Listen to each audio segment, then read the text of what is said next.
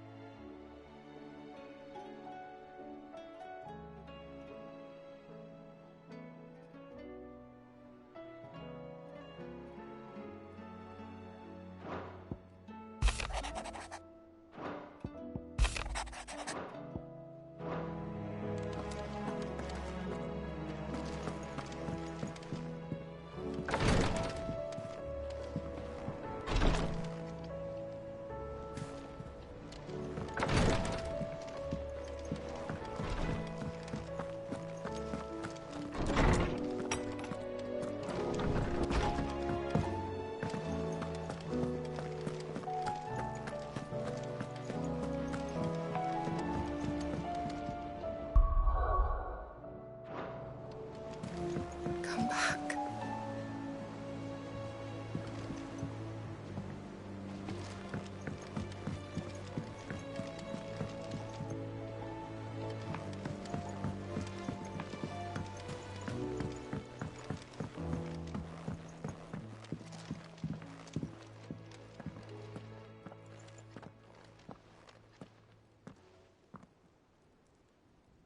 Where are you? Can I help you, Sid? I'm looking for Doris. Is she here? I'm afraid not. She's at Martha's Rest on a job. My job, actually. When she heard what the mission was, she insisted on going herself. Alone. Did she? What was the mission? Following up on some new information. Once they'd settled in, the bearers you helped liberate in the Dragon's Eyrie were keen to talk about their imprisonment. And about their captor. The slaver Cole's team were tracking when they were attacked by the Beastmen. I'll go and find her. She's at Martha's Rest, you say? If she's not moved on already, yes. I hope everything's all right. Why would Doris insist on going alone? Maybe Cole was right to be worried. How do you split the sea, you reckon? I reckon we're better off not knowing.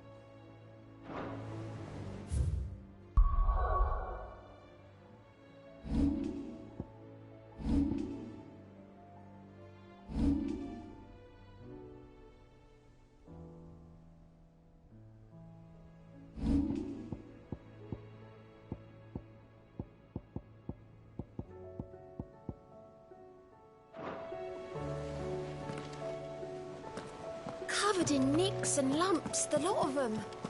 It's a wonder.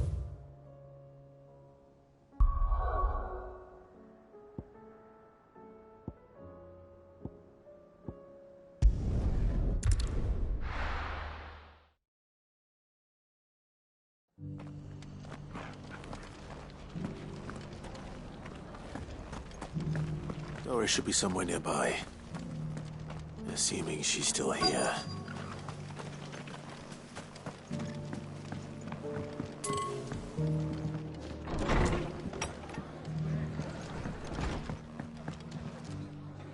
Ah, Clive. I was just about to send for you. I'd like you to take something to Sir Wade up in Eastpool. Seeds for planting. Thought it was about time they started growing their own food. I'll keep providing them with whatever they need in the meantime, of course. But if Eastpool's going to survive, it's got to be able to fend for itself. As have those poor bearers. They've lived their whole lives in servitude, but now they're their own masters. Small wonder they ain't got the foggiest how to provide for themselves. So it's up to us to teach them. And if you're wondering why you, well, the wagoneers taking supplies up that way have been coming back with more and more reports of Akashic around the village of late. Sir Wade's putting a brave face on it, but I think even he's starting to worry. And if he's likely to share those concerns with anyone, it's you. All right. Thanks. Wouldn't ask if I didn't have to. There. That should be enough to keep him in Gazal Greens for a few years at least. Gazal Greens. Not the most mouth-watering crop, I'll admit. But they're hardy, they grow fast, and they fill a hole. Better that than something that'll wither away at first frost. And chocobos love 'em too, which is no small thing. When I say all of us need to pull together to get Eastpool back on its feet, I mean all of us. They ain't exactly succulent, but cook 'em right and they're just about bearable. I'll take your word for it. Anyway, Sir Wade'll know what to do with them. And if he don't, well, I'll go up there and show him myself. I'm sure you will.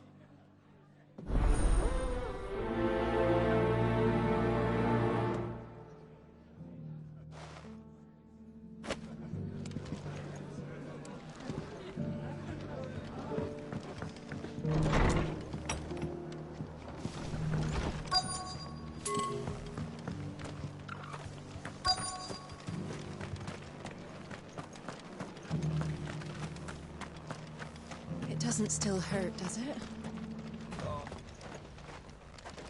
It's been a pleasure, Doris. Just like old times. I'll give your offer some thought, my lady. How goes the investigation? Sid, what brings you to Martha's Rest? You. I heard you were out here on your own, tracking our slaver. I trust you're being careful. Of course. And it had to be me. The bearers from the Dragon's Eyrie confirmed a long-held suspicion of mine that the slaver we've been tracking is an old acquaintance. She's no fool. If we'd come in force, she would have spotted us straight away, and then vanished without a trace. That was her just now, wasn't it? So, was it a fruitful reunion? I'd say so. She tried to recruit me. Seems her time in Rosaria is coming to an end. She's abducted bearers from across the region and is looking to smuggle them back into Sambrek. After her brush with those beastmen on the road to Northreach, she hired herself an Imperial escort, which she wants me to join. She's dangerous, Sid, but I think I can stop her. Then I'm going with you. I'll take care of the escort. You can see the bearers to safety. Where are they? The Baum Archers, soon to break camp. You go on ahead. I'll follow once I've sent word back to the hideaway.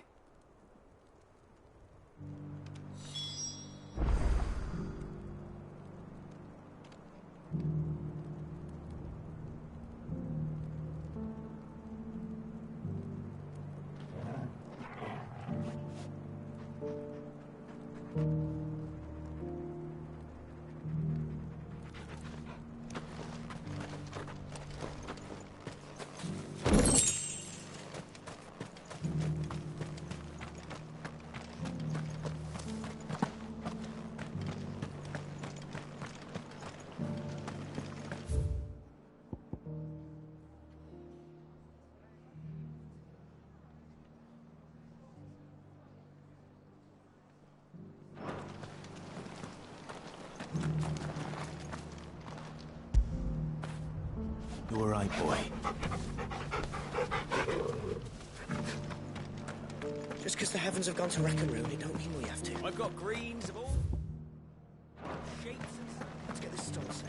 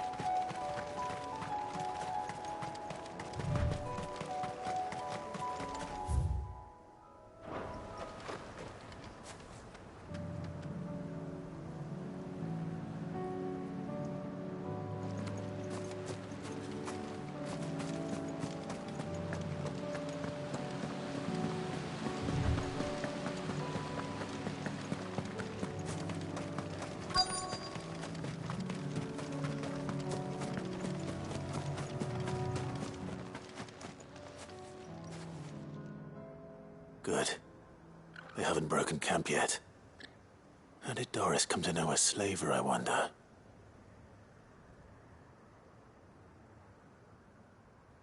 We've waited long enough. She's not coming. Ready the bearers. We're leaving. Back to civilization, is it, Mom? With all haste, lest any of you lackwits start talking like these feckless bumpkins. I presume your men are ready. We've suffered too many delays as it is. Any more, and I'll be docking your pay. Yes, Mom. Oh, but before you go, it appears we have company. Kill him. You're welcome to try.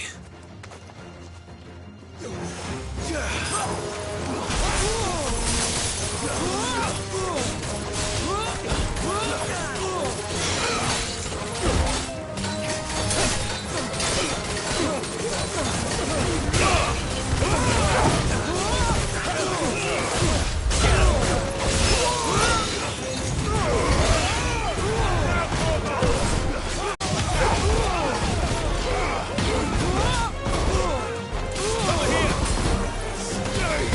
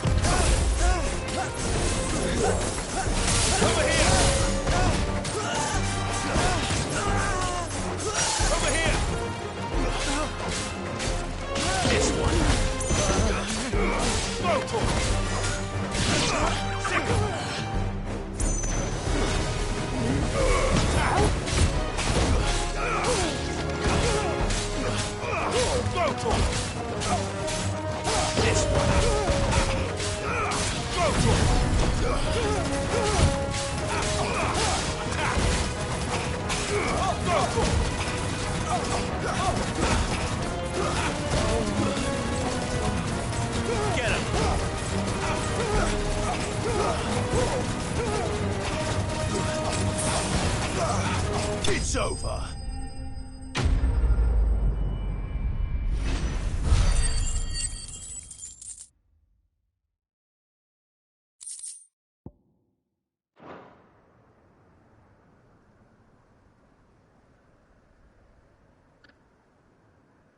So much for your escort. You'll forgive me for not avenging my men. I'm not the swordswoman I used to be. I surrender. Do with me as you wish, Sid the Outlaw. Sid! Ah, Doris. I take it you're not here to rescue me from our brooding renegade? You know, I always wondered where you'd vanished to. But casting your lot with this criminal of all people... Better fighting for a cause than killing for coin. I'm sorry, Sid. I should have told you sooner. This woman, my former master, once trained bearer children to be weapons in service of the highest bidder. She raised me like a daughter, and I did terrible things to earn her favor. It wasn't all terrible, surely. We had our fun, too. You were always so eager to learn, and had such clever hands. All my other children took either to the blade or to the books. Always either or. But you proved yourself a master of both. That's why I kept you for my own. How about it, my little dagger? Care to swear that blade to me again? I never swore my blade to you, nor will I ever. I fight for a higher cause, to liberate the bearers of this world. Farewell, Master. Thank you for making me the weapon I am. You always were a righteous child. Perhaps that's the reason I loved you so.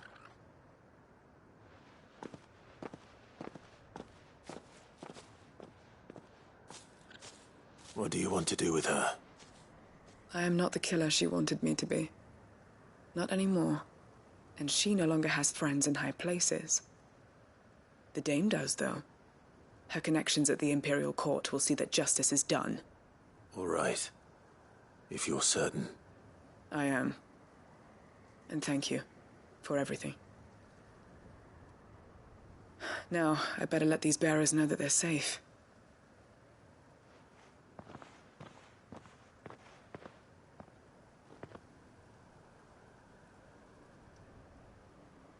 And I should head back to the hideaway and put Cole's mind at ease.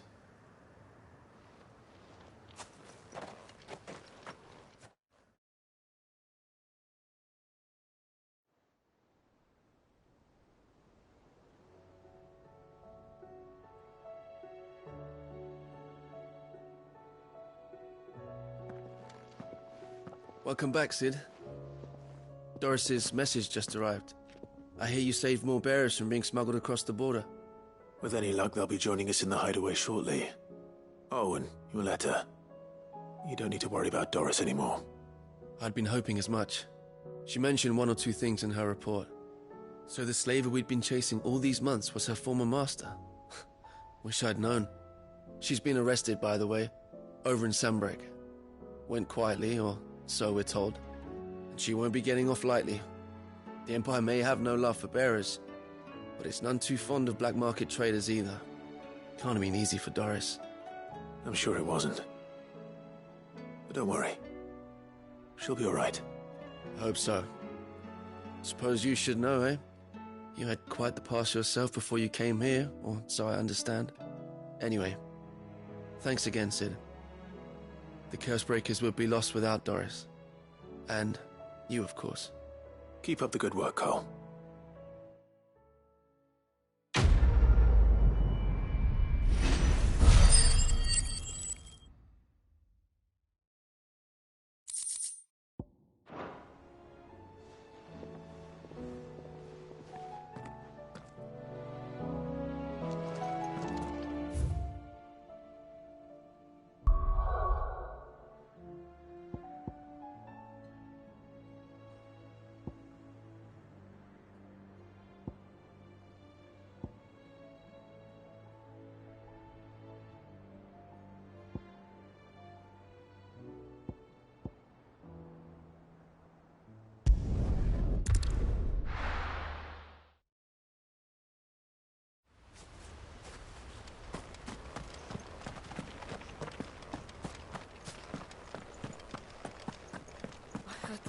Saying we're supposed to...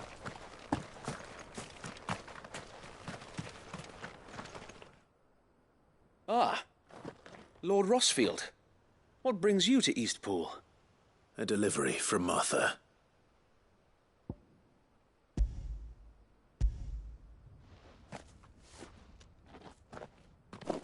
These are Gizal green seeds. Martha's keen to cut the apron strings then, is she? I jest, of course. You see, I had thought we might be able to revive the old wheat fields, but they'd long since gone to seed, only without the seeds. Martha was hoping you might be able to show the bearers how to plant and tend these, so that they'll be able to fend for themselves. That's not a bad idea. These bearers had only recently escaped their bonds before we brought them here. They know little of freedom, of providing for themselves and their loved ones. Unless we teach them how to live like free men, I fear that all we have achieved in bringing them here is to exchange one master for another. Not that myself and the Guardians have been the best example to them so far, subsisting almost entirely on Martha's charity as we do. It's about time we all started to provide for ourselves, bearers and Guardians alike. Unfortunately, we've been a little too busy of late to focus on much besides bolstering our defenses. There have been alarming reports of... The Horde is closing in. They're coming, so wait, all of them. Damn it all, I thought we'd have more time. Gather the men in the square. Send to the rest for reinforcements. Yes, Sir Wade. The Horde. A Kashek, a veritable legion of them. They've been seen prowling around the northern reaches for a while now. We don't have the numbers to hold back a swarm that size. I had hoped to build a perimeter wall so that myself and the Guardians might be able to defend the village, but... Now you're out of time. Precisely. If reinforcements from the rest arrive before they do, we may just scrape through, but I fear that's rather an enormous if. What if you could call on reinforcements from Eastpool? You mean the bearers? We brought them here so they might live, not die, fighting for their lives. So wait. You said you lack men to defend the village. Are the bearers not men? Do they not wish to see Eastpool saved? Though they may not be trained soldiers like your Guardians, what help they are able to offer could still prove the difference between victory and defeat. You're right, my lord. I will appeal to them.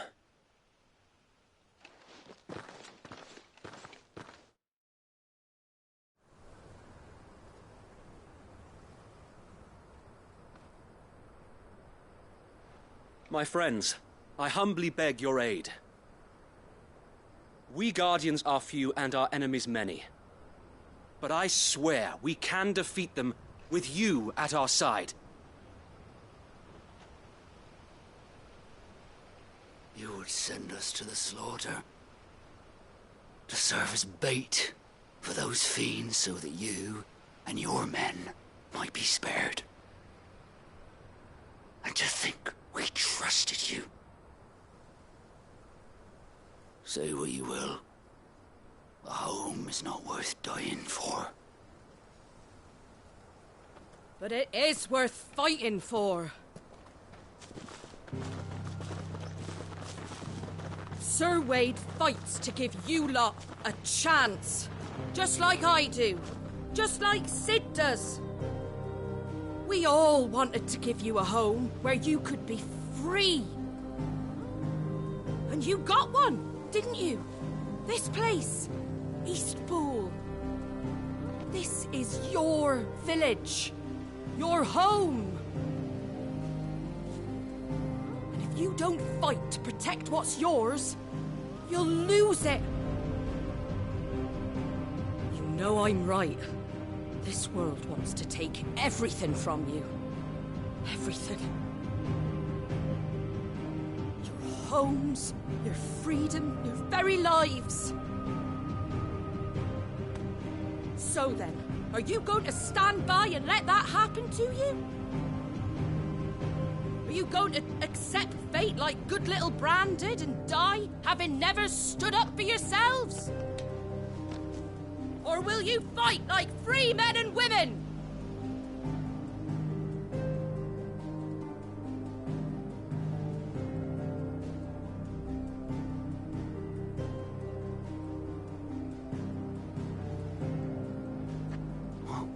What are you doing? All right.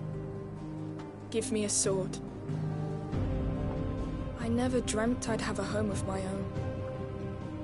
And now that I have, I don't want to lose it.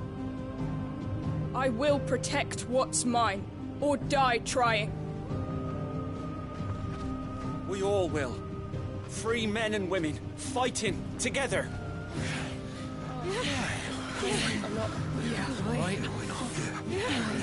For Eastpool! For Eastpool!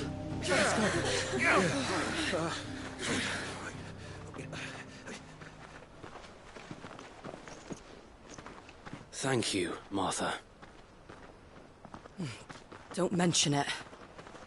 Just promise me one thing. That you'll show them how freeborn fight. Gladly.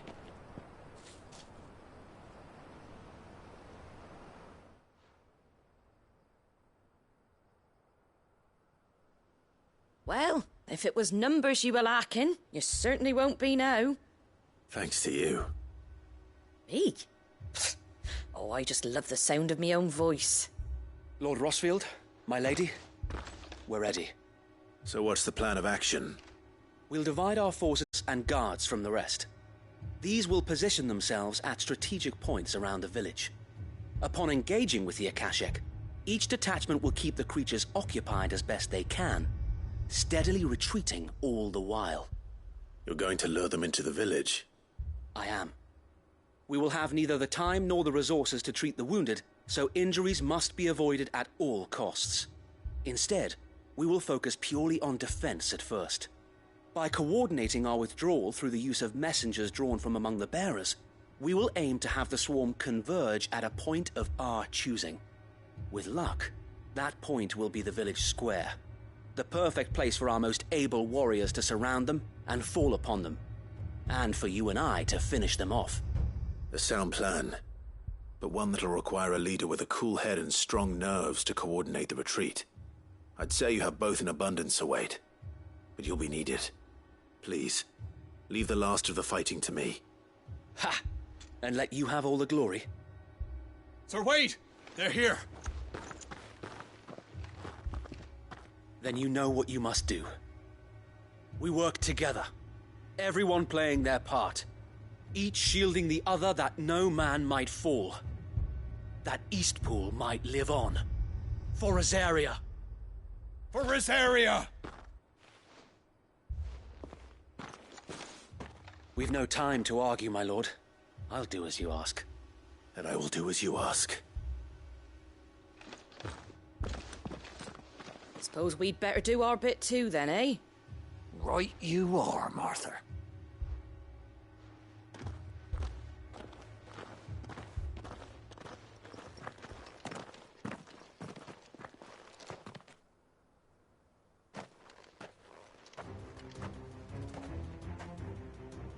The calm before the storm.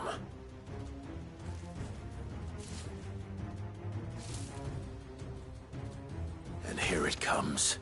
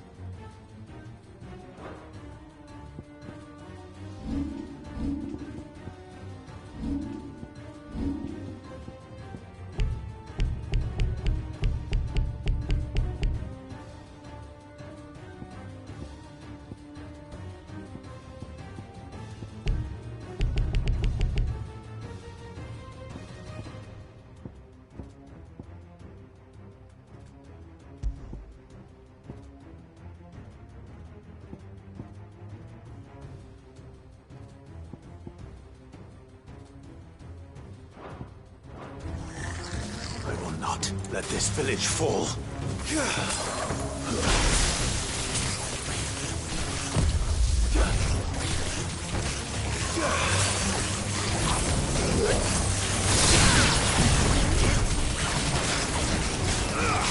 This one.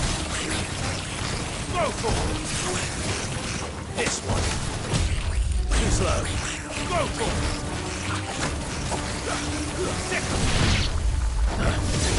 Get him. Nice try.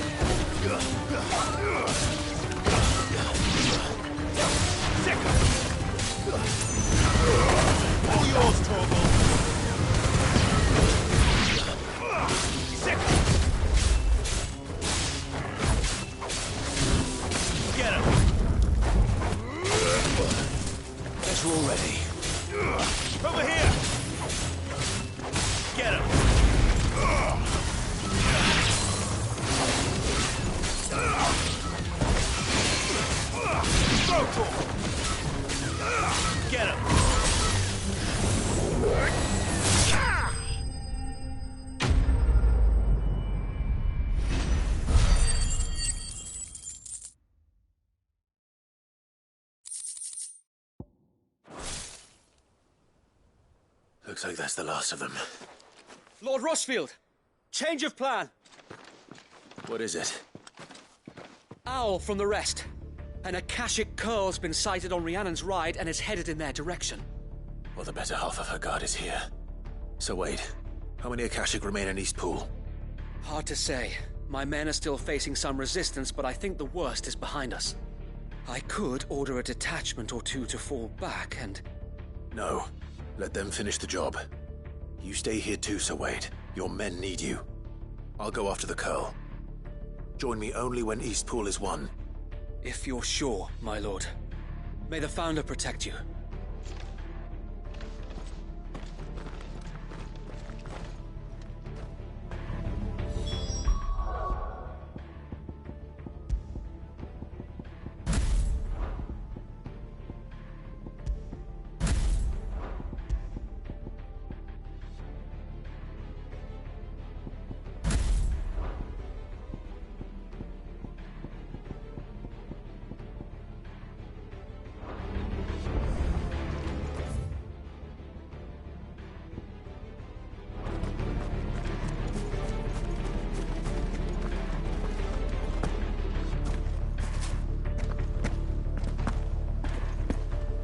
Next one's mine. I might not know.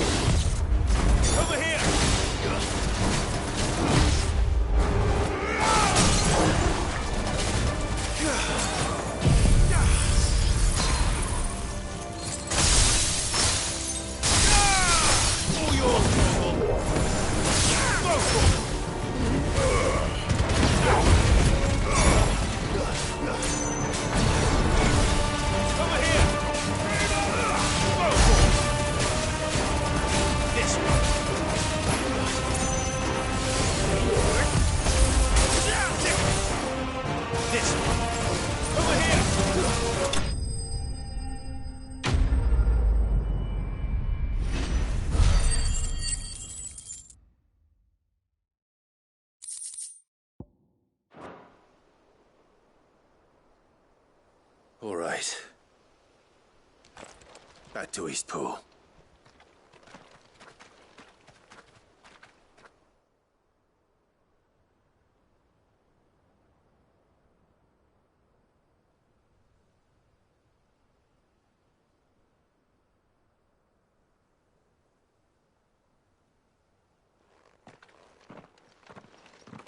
Lord Rossfield, the Curl, is it? It's dead. Thank the Founder for that. And for you, my lord. We were able to eradicate the rest of the Horde. I have guardians posted around the village to keep watch for further attacks, but all seems quiet for now. I hesitate to say it, but I think it might be over. I think it might.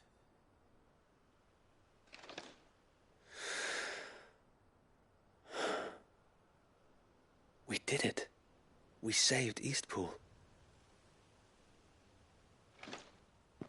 Thank you, my friends. Thank you. No, Sir Wade. It's us who should be thanking you. You brought us together. Showed us what it means to fight for what you hold dear. We never had nothing to call our own before.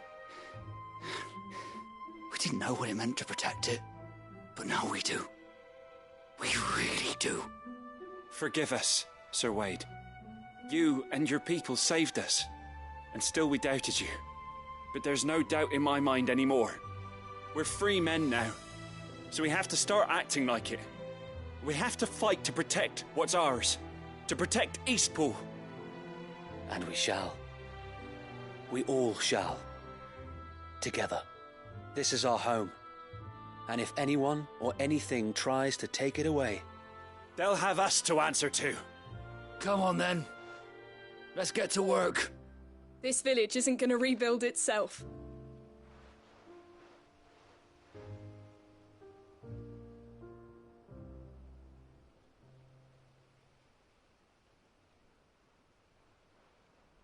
They're not slaves anymore. No. They're Rosarians. Your father took pity on the bearer's plight, and I believe if he were still with us today, this is what he would have wanted. I believe you might be right. I shall remain here, my lord, and do what I can to help rebuild the village. After all, this is my home now too, and I could hardly call myself an Eastpoolian if I didn't pull my weight. I think you'll find it's Eastpudlian, Sir Wade. But you should be proud all the same. I'll have to pull my weight too. Can't have the rest getting outclassed. Speaking of which, I ought to be getting back. Can we continue to count on your support, Martha? Of course, and I'll be counting on yours too. Us Rosarians have got to stick together, haven't we? Indeed we have. And Clive, come by the Golden Stables when you get the chance. I ain't paid you for delivering them seeds yet. All right. I will. Remember our very first mission together? Clearing the goblins from the Stillwind marshes. How could I forget?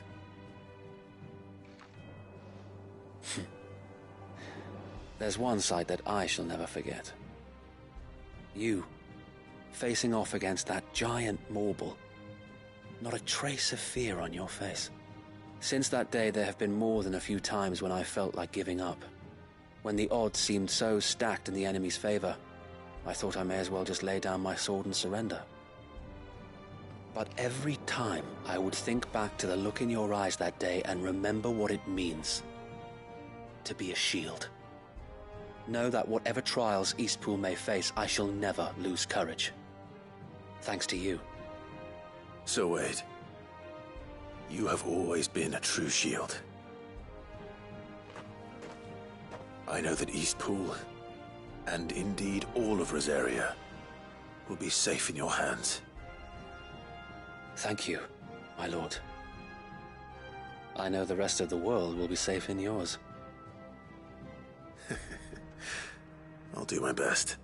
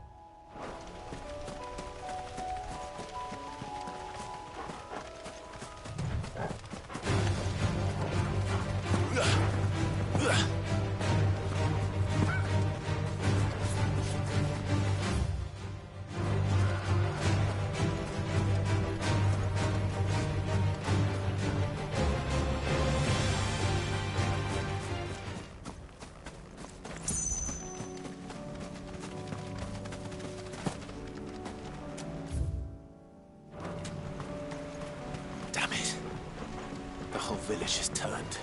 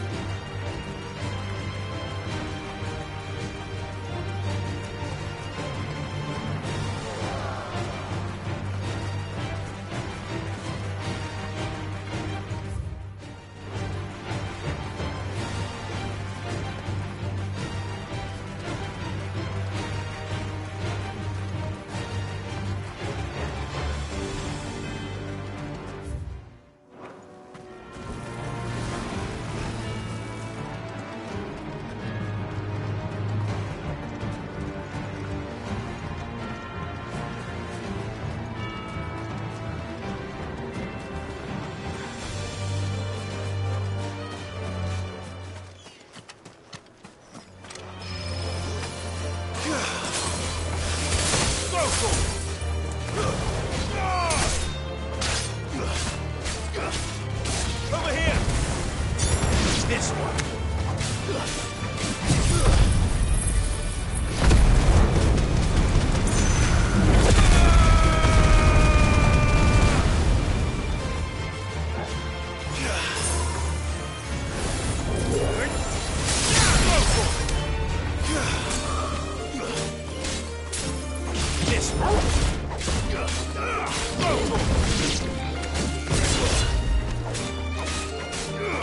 This one. Get him.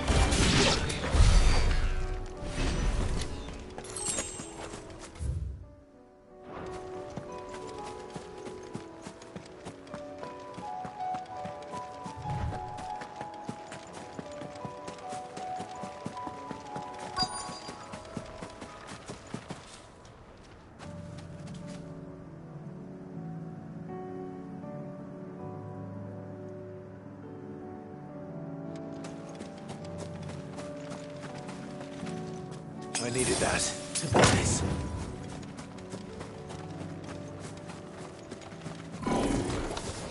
I'll need to deal with these ones first. Nice try. Too slow. Nice try. Get him. This one. That's better. Nice try. This one. Nice try.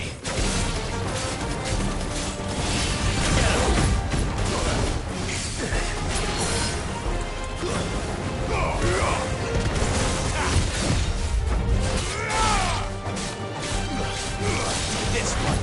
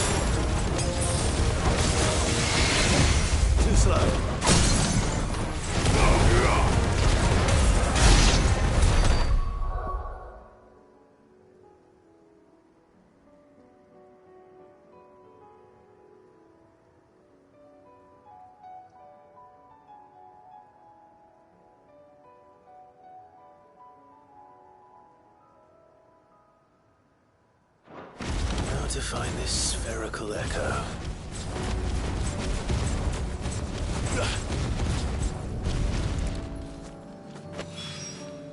This is it.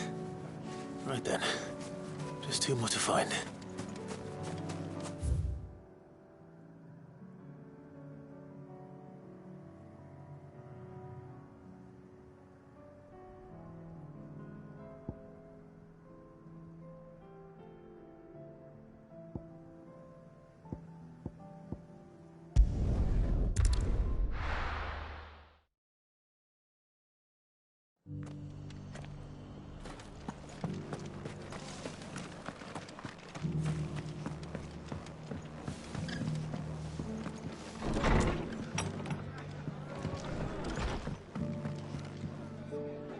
The hero returns. It's lucky you came by when you did, eh? Not only did my seeds get delivered, but you went and saved Eastpool and all. I just did what I could. And it's only right that you get rewarded for it. Take it before I change my mind. Thank you, Martha. So, Eastpool's finally back on its feet again. And a home to free bearers. Who'd have thought we'd see the day, eh? Well, it was your idea. I know that, but I never stopped to think what it would mean. Bearers in charge of themselves, thinking for themselves, working for themselves. Like your hideaway, but not even hidden away. Though I suppose the rest ain't much different nowadays. You know, bearers living free like that reminds me of when I first met Sid. Loath as I am to recall that particular day. I take it you didn't always see eye to eye. What happened? Well, if you really want to know, I started doing what I do long before I met Sid. In fact, that's how I met him. Or at least how he came to meet me. He showed up at the stables one day, asking questions about who'd been buying up bearers. Founder knows what he thought I was doing with them. Running a hunt, poking around in their innards. Something awful, anyway. Me, I thought he was a new constable. Thought the game was up. But somehow we both managed to work out what each other was about. And before I knew it, the cheeky arse was rattling on at me about how I was doing it all wrong. After all my hard work. Told me I was giving them relief, but not freedom. That my bearers were still dying as slaves. Got right under my skin, it did. Told him if he didn't like it, he could bugger off and report me to the garrison. And do you know what he did? He smiled. And then he laughed. And then I did the same. We made a pact that day. That whenever one of us was in need, the other would always be there for him. And you were? Well, we both wanted the same thing. To make life better for bearers. Just like your dad. Do you know I was born right around the time Elwyn became Archduke? Growing up, I saw how he tried to change things. He certainly didn't lack for ambition, that one. Indeed.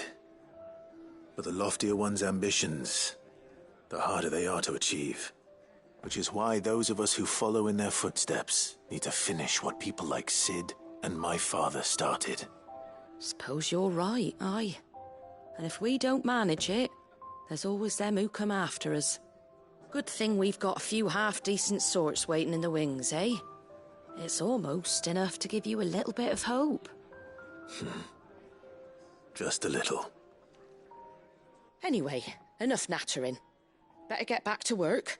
Let's see about making everyone some dinner, shall we? The least the folks who saved Eastpool deserve is a hot meal. And you and me ain't gonna save the world on an empty stomach neither. That sounds like a wonderful idea.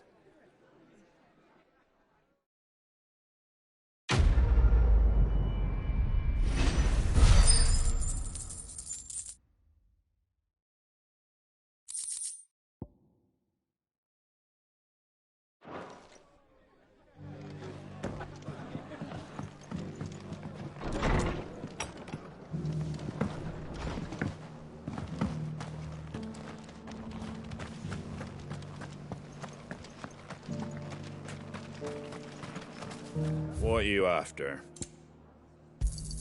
Thanks very much. There you go. Thanks very much. That all, is it? Just 'cause they...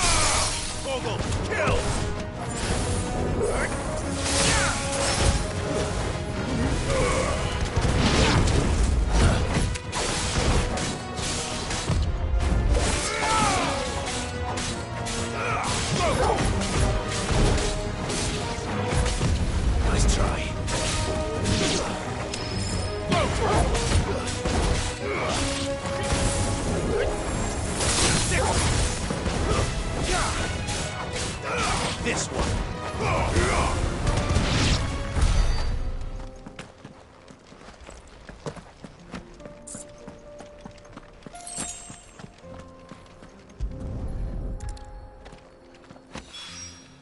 Two down, one to go.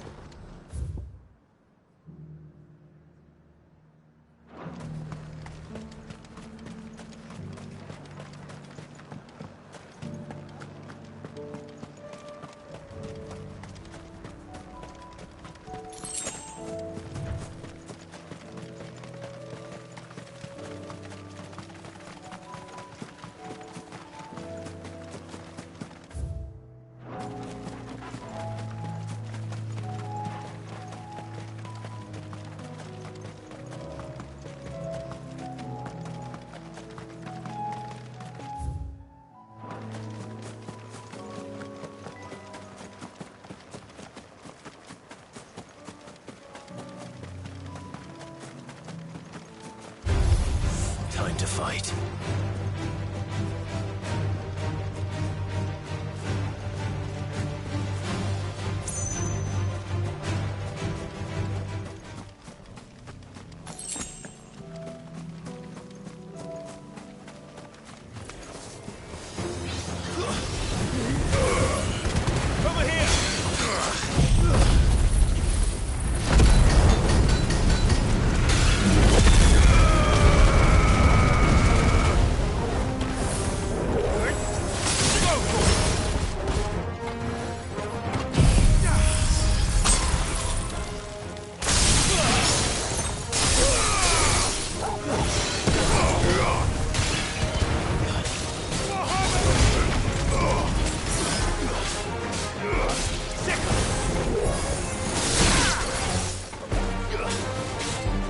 Over here!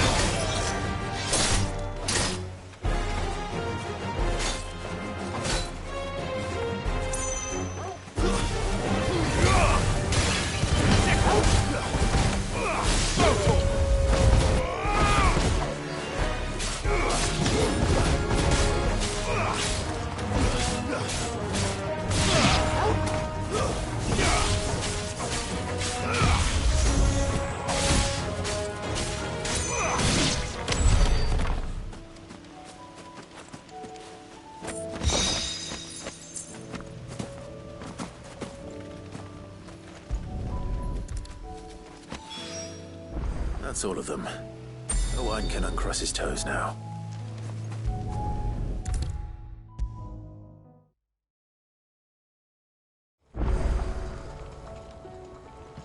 Ah, Sid. Wasn't expecting you back so soon. So, is it good news or bad?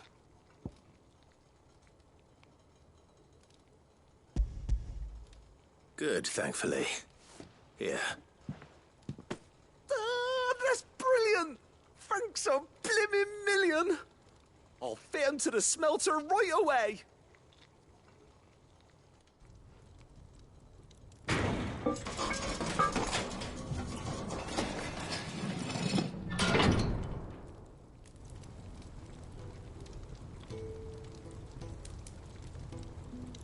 May I present to you the Telemon Furnace! Ain't bad, is she? She's a beauty. You saved my bacon again, Sid, and I ain't about to let your good deed go unrewarded. It's fine, really. My bag's flexible enough already. Oh, don't say that. I'm sure I can make a few improvements to it yet. You could just buy me a bigger... How about that clasp? Looks a bit stiff. Reckon you could loosen it up and make some more room? And I reckon I know how. With a new alloy we've been working on. The Telemon Furnace was just what we needed to perfect it.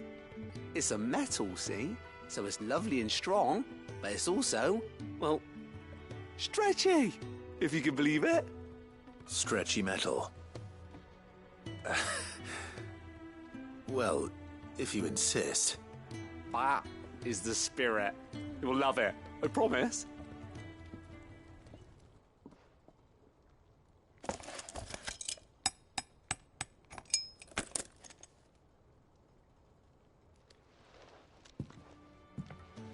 So, what do you reckon? It's... Shh, don't mention it. You earned it. And I wanted to get some practice in using that metal anyway. Reckon we'll have all kinds of uses for it around the hideaway. Can't think of any right now, but that's our job, innit? Dreaming up new ways to make life easier around here. Maybe even out there, too. One day, the whole world's gonna know about the inventions you've helped us put together. That bag of yours will be the first of many. You mark my words. They'll hardly believe their eyes, I'm sure.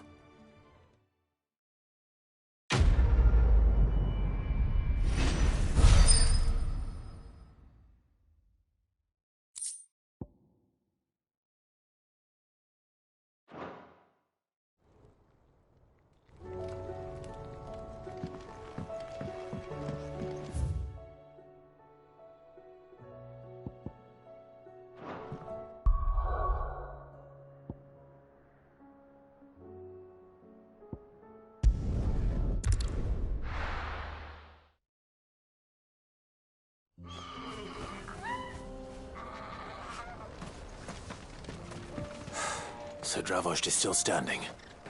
For now, at least. If you can swing a hammer, you... I never thought Clive! You're here! And the Akashic? Mostly off to the north still. But I spoke to Doris's scouts and it turns out things are worse than I thought.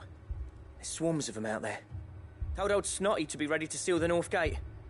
That should buy us some time if we need it. Enough for the villagers to barricade themselves inside their homes, at least. Well done. Welcome back, Sid. I'd never have guessed, you know. Not if August hadn't let slip. Who'd have thought that the savior of Dravost would turn out to be the realm's most infamous outlaw? Keen to help us out again? I am. Thought you could sneak off without me, did you? Blackthorn. Oh, what are you doing here? One of the scouts couldn't keep his voice down. Unlike my best mate who didn't think I deserved to know. Zoldan, how long's it been? Long enough for us two to turn into a pair of old codgers, I see. That your idea of an apology? Prick. Don't listen to him. You only did what you thought was best. For the village and that. I did, yeah. But that ain't the whole of it. Vulcan, our master, didn't leave the chiefdom to the two of us. He left it to me. The best blacksmith in Dravost, barring himself, of course. Bloody stupid tradition, in my opinion. If someone's got talent, you should let them practice their craft, not ask them to settle petty feuds and barter for grain. Our master wasted half his life that way. I wasn't about to let that happen to me. So you wasted half of mine instead? You're what Dravost needed. Under me and my precious ideals, this place wouldn't have lasted a year. So I left to devote myself to the work and spare you lot the consequences. I may be a selfish prick, but I only did what I felt I had to. What you had to do was your duty! Even if it meant we all starved? Enough. This is no time for bickering. You can finish beating each other up once Dravost is safe. Fine. I've said my piece anyway. Yeah, so have I. Sorry, Clive. I shouldn't have stuck my nose in. We're short enough on time as it is. Still, give us a mo, would you? I need to get my head straight before any of them Akashic try to bite it off.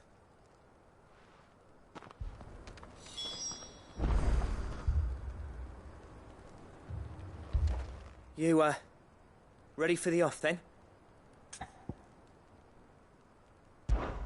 We can't afford to waste any more time. Right you are. Might be worth having one last word with the scouts, though. Don't want any nasty surprises, do we? Oh, and Blackthorn, you and Zoltan might be better off staying inside the... Akashic on the move. How close are they? Within sight of the walls, and there are more coming up from the mines. What was I saying about nasty surprises? They'll wash right over us if we stay out in the open. We're pulling back behind the gates. Good idea. Get yourselves inside, but keep your weapons handy. Understood.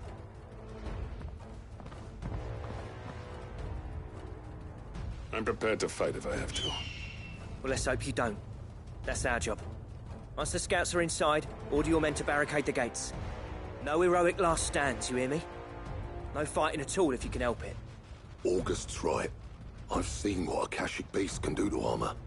The people here are tough and willing, but they ain't equipped to face what left. I'll give you as much time as I can. And if they kill you? You evacuate. But it won't come to that.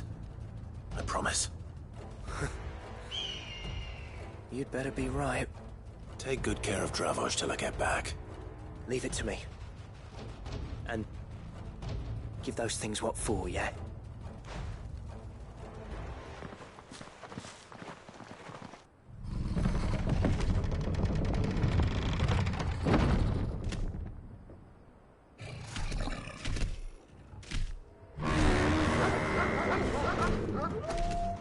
All right. Which one of you's first?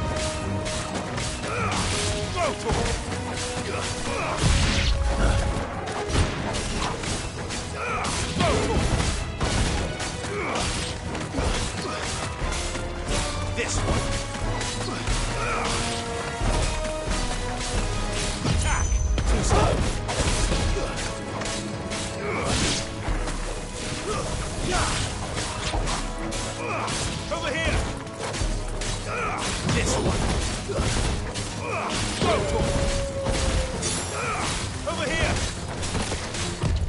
Nice try. Go to him! Get him! Over here! Sick him!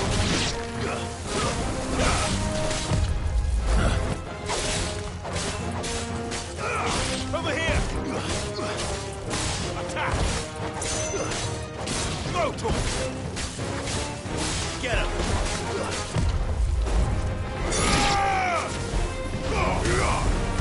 Attack! Get him! Go to him! Get him!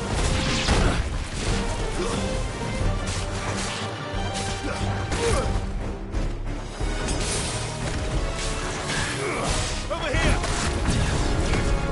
Get him! Sick him!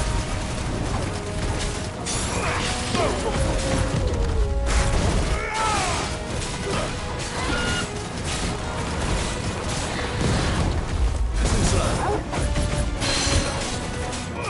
Get him!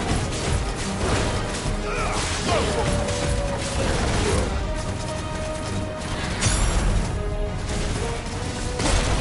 That's better. Sick him! Go to him! Nice try. Over here! Go to him! Attack!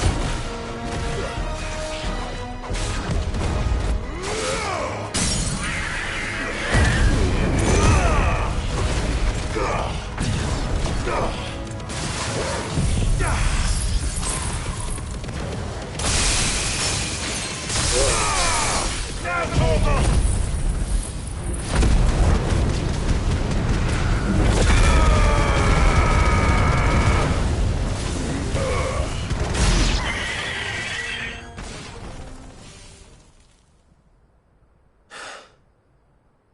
Is that it? Apparently not.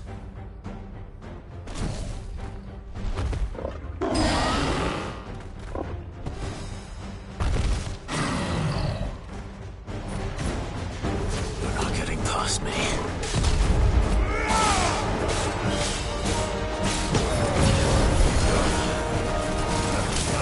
Over here! Sick him! This one! This one!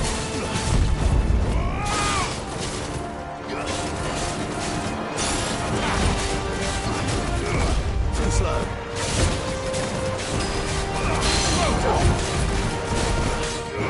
Get him! Go to him!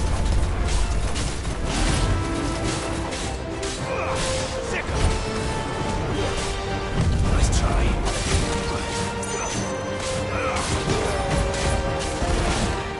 Get him!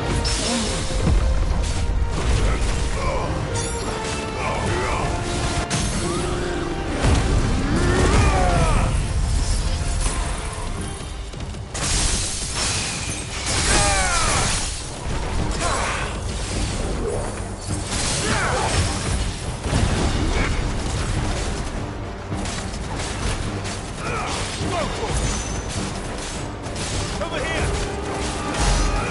This one!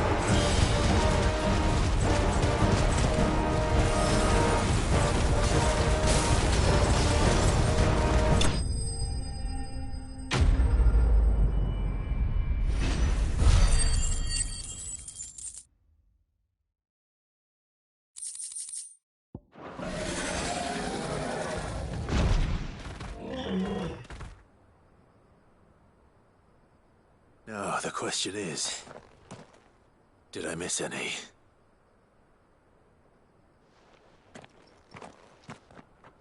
Man alive! You're still in one piece! I slew as many as I could. As many as I could, he says. The old bleeding lot, more like it. Well, almost. Only almost. Yeah, one or two did try to sneak over the wall. But we got the bastards, don't you worry. Good. Though you do know, more will come in time. In time, yeah. But we can think about them later. Let's get you back inside.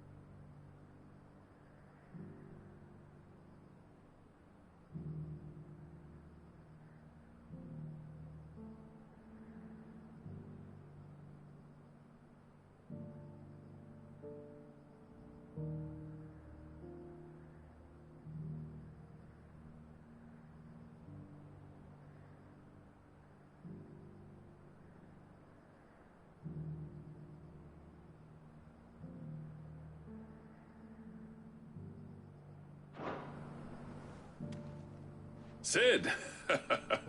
You're even more fearsome than your reputation. Enough to give those Akashic monsters nightmares. I almost felt sorry for the wretched things. But mostly, I felt grateful. Dravoged won't forget what you did today. I'm afraid I've only delayed the inevitable. There's no getting rid of that ether flood. Meaning that any living thing which stumbles into those mines will end up clawing at your walls again. And that's if the flood don't spread. If it does, well, I hate to say it, but the village's days are numbered. That may be, but we're staying just the same. With ether floods springing up all over, it's no less safe than anywhere, and more importantly, it's our home. We'll fortify the gates to the north, and I'll see that they're guarded day and night. All right. Then we'll give you a hand shoring up those defenses. As for you, Blackthorn, that's twice you've turned up when Dravos needed you. So, thanks. I shouldn't have stayed away so long. And I shouldn't have left without talking it over with you first. Too bloody right you shouldn't. Though I doubt I'd have listened. I always envied you. How you made everything look so easy when, for me, it was anything but. You leaving gave me the perfect excuse to hate you. And from that day on, I never once stopped to wonder what it would have been like if you'd stayed. But what you said earlier, it was true. You'd have been the death of this place. Finally, something we can agree on. I hope you see the sense of it eventually. You kept this place alive. Alive, perhaps. Wealthy even, but Dravoged isn't what it once was. Our work used to be the pride of Dalmekia. Now, we churn out the same rubbish day after day because it's easy and turns a profit. It's not about the craft anymore. I wouldn't send my sons to war wearing the shit most of our smiths are making. I've kept working, honing my skills, trying to lead by example, but no one sees the point. The average castle apprentice has as much passion for the craft as our current lot. Come back to us, Blackthorn. Remind Dravoged what a true master blacksmith looks like. I'll even man those bellows of yours if it means we can work at the same forge again. That's a kind offer. Kinder than I deserve. And I wish I could accept, but I'm needed elsewhere. There's people who trust their lives to my steel, and I daren't let them down. Fair enough. But that doesn't mean I couldn't visit from time to time. Let's see if we can't rekindle this town's passion for the craft, shall we? I'd like that. Just be sure to tell Snotty to let me in the next time I come calling, yeah? Knowing him, he'd let you in anyway. Blackthorn. The Master Smith turned outlaw, back in my good graces. I never thought I'd see the day.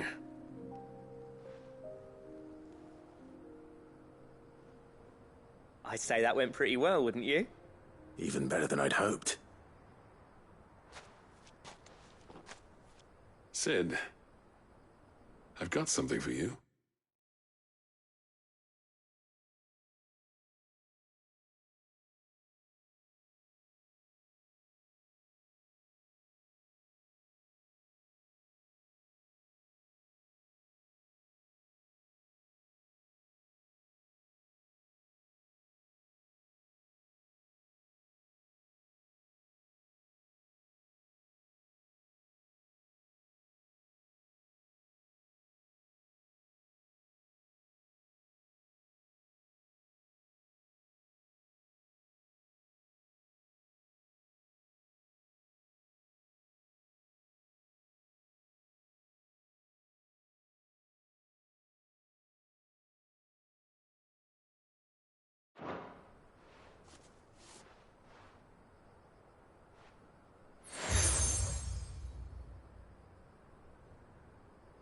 And this is?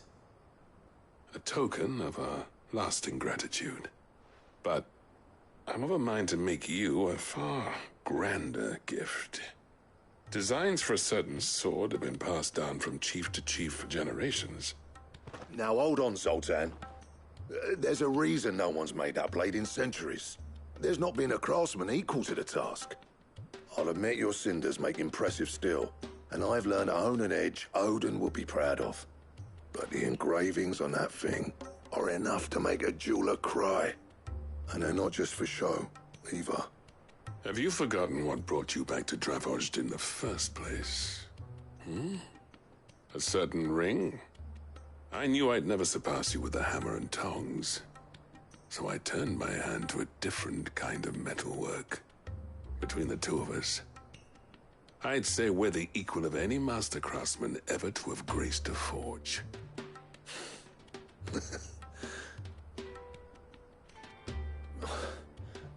You know what? I think you might be right. Clive, you wouldn't mind if Zoltan came back to the Hideaway, would you? He's more than welcome. As long as he can keep our secret.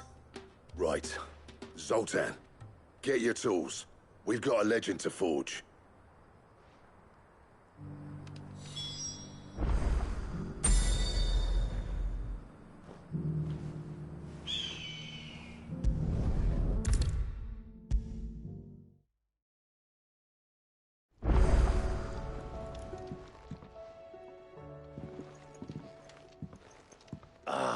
The man himself. We were just about to make a start on that sword I promised you. It's funny, but none of this would have been possible without your help. You remember Camille? We'll be using his leatherwork for the grip. The steel, meanwhile, will be tempered in a fire, burning the cinders you charmed out of old Zoltan here. And that whetstone from the Outer Isles, that'll be what gives the blade its edge. And the final flourish will be my talented colleagues' engraving. A team effort led by the greatest blacksmith alive. Now, save that talk till the thing's finished, yeah? Right. I'm ready if you are. To the bellows it is, then.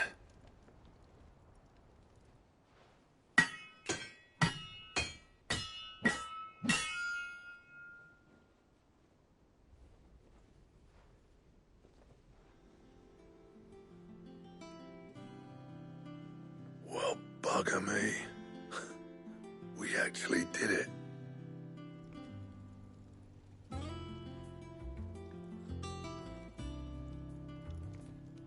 The sword to end all swords. Ragnarok. It's quite something. I trust you'll take good care of it. Thank you. Both of you. So, does this make you pair the greatest craftsmen alive, then? This? Nah. This was just following the footsteps of the greats of old. It'll take more than that to earn us our place in history. But we're up for the challenge. Here. A list of materials. Zoltan and I got talking on the long road back from Dravozd. We reckon with those items there, we could craft something even better than the Ragnarok. Something worthy of a legendary outlaw like yourself. That's a weapon I'd like to see. You leave this list with me. I was hoping you'd say that. One legend at a time, eh, lads? Before you start on the next, who fancies raising a cup to friendship reforged? Good idea. No more drinking to forget my past. It's about time I had something to celebrate. Then tap the kegs! Vulcan's boys are on their way!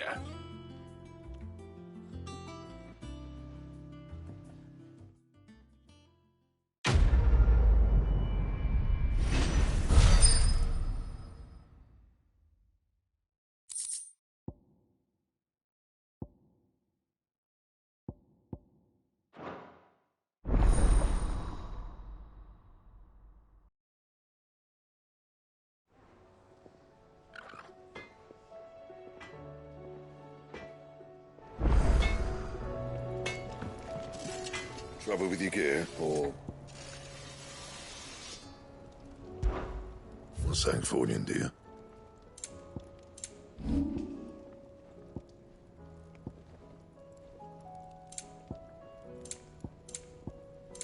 Anything else?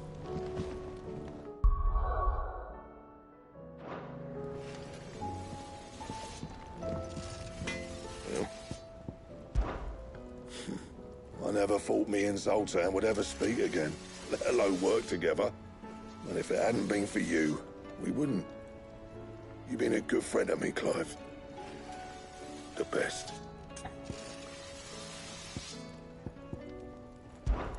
Yeah.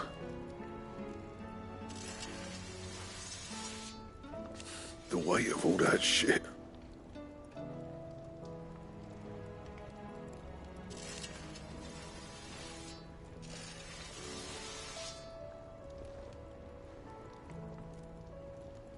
Clever girl, that one.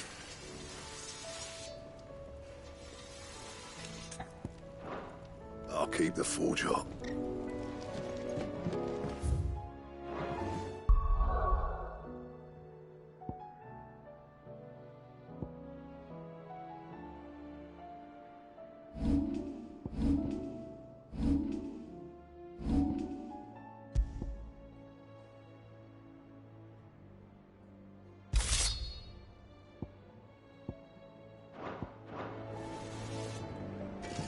The stew's awfully thin these days.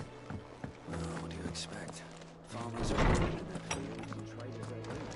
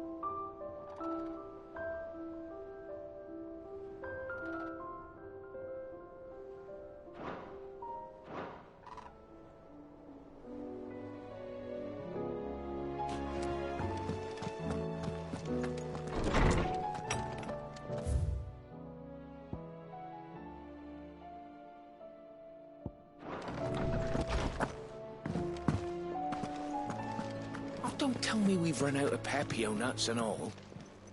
Clive. Coin purse weighing you down? It'd better all be here. You're rubbing me blind, you know.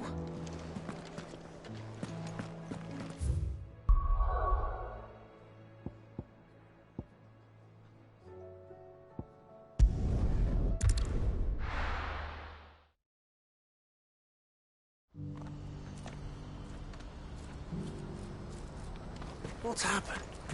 Guards at the gate are right, old Belling.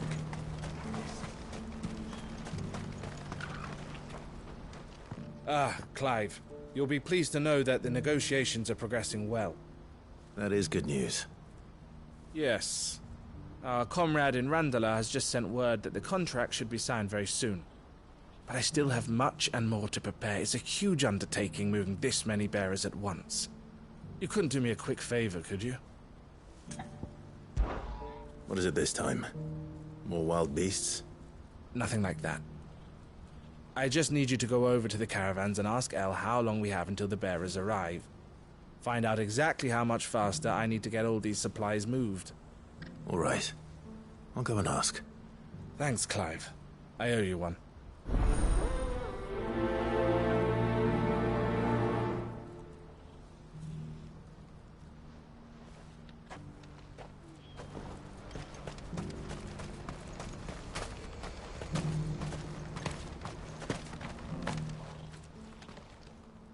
Don't blame yourself, El.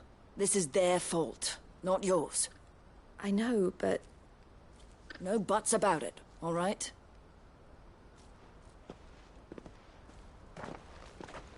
Is something wrong? Vonnie came to give me a message from our intermediary. The talks with the Republican army have fallen through. They've reached an agreement with the Silver Peak Consortium instead. Though prices have fallen of late, we deliberately offered above the going rate to try and deter other bidders. But the Consortium offered double what we did, and the army jumped at the chance. And you had no opportunity to make a counteroffer? None at all. And we were so close. El? What's happened? I saw Vonnie leaving. She didn't look happy. And with good reason.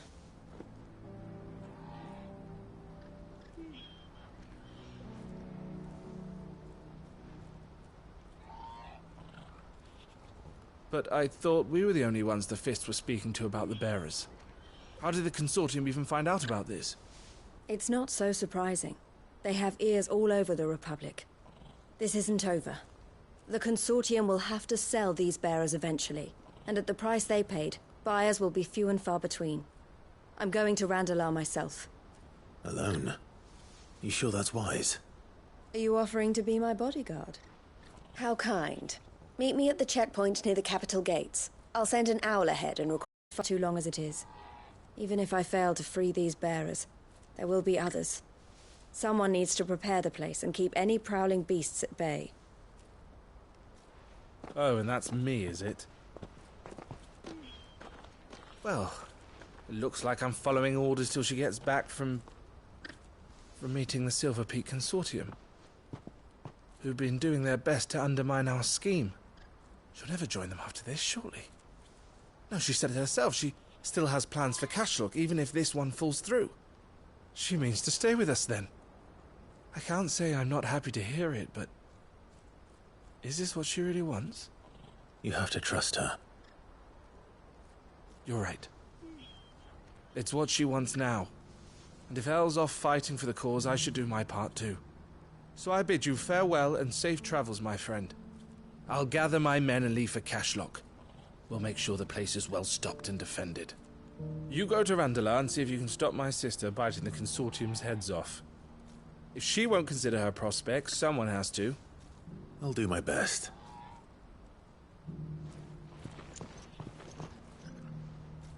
All right. To Randalar, then. I'd better not keep Eloise waiting.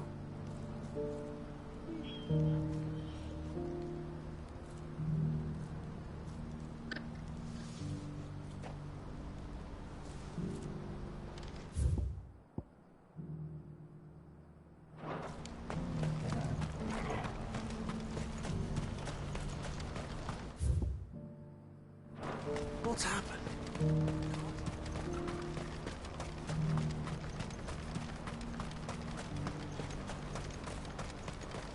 What I wouldn't give for a hot meal. Looks like this is the end of the road for us. When are they gonna let us through?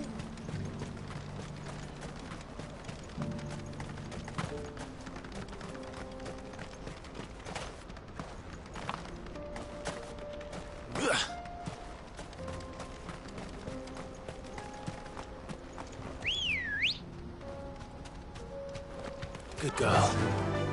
Faster!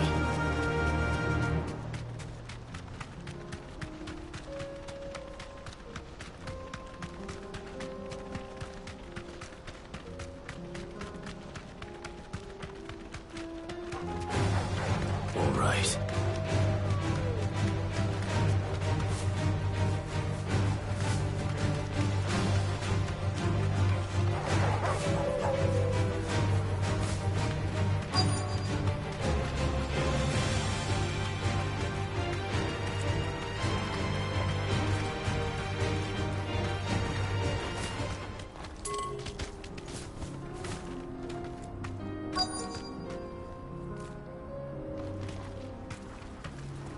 You deserve a rest.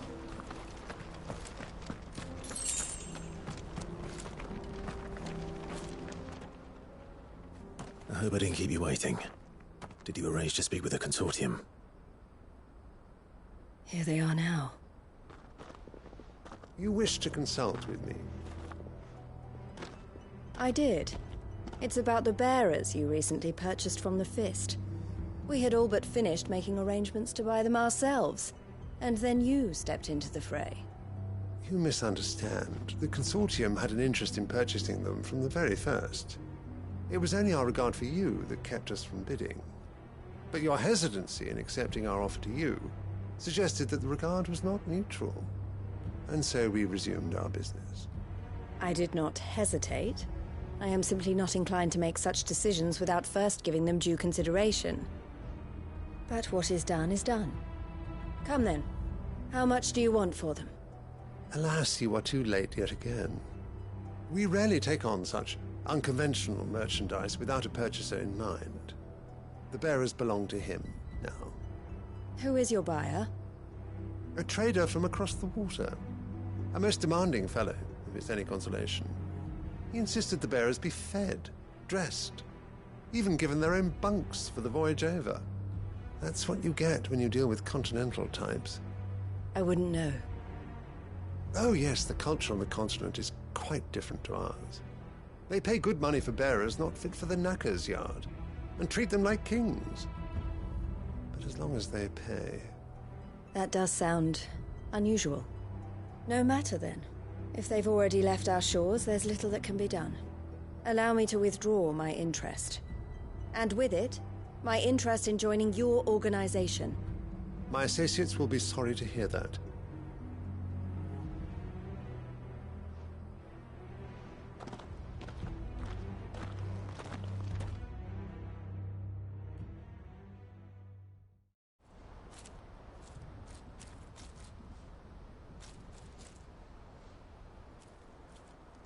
I'm sorry you weren't able to save them. As am I. But I only have myself to blame. He was right, you see. The Silver Peak Consortium did intend to buy those bearers before I did. Their representative hinted at a possible purchase when he came to recruit me. I feigned interest in joining them in the hope he might be encouraged to tell me more. And he did just that. As soon as he left, I sent my own offer to Randalar. So you never... No. I entertained the Consortium's proposal solely so I could learn more about those bearers. But I was a fool to think they wouldn't find out. I knew exactly who I was dealing with. You tried. I did. And if what he said was true, the bearers are to be well treated. Which is something, at least. They deserved more. I wanted so badly to see them freed. Eloise! Eloise! Word from Cashlock. The village is under attack. A pack of beasts have come down from the mountains, and there's a dragon at its head. Theo and the others are trying to hold them off as best they can, but the odds are against them. They need help, and fast. Theo! I'll go on ahead. Thank you, Clive. I'll gather some men and join you there. Just... make sure he's safe.